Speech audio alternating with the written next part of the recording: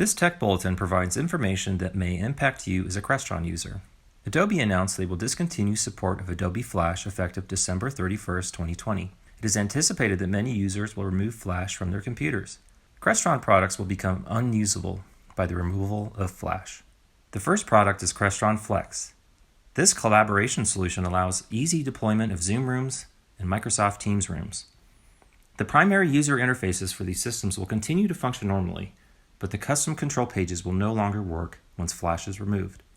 The second product is web-based configuration pages used to control digital media devices, such as matrix switchers shown here.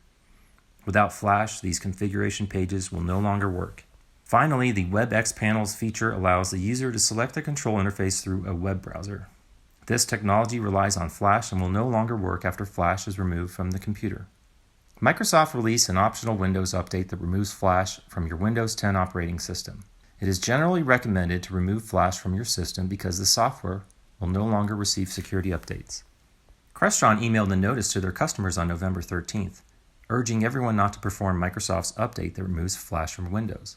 However, we understand you may want to discontinue using Flash now or in the near future.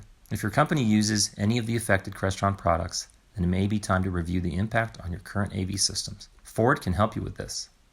Contact Ford AV to provide the necessary updates to allow your Crestron products to continue to function without the requirement to retain Adobe Flash. There are various ways to address each of these problems, and we can walk you through the process.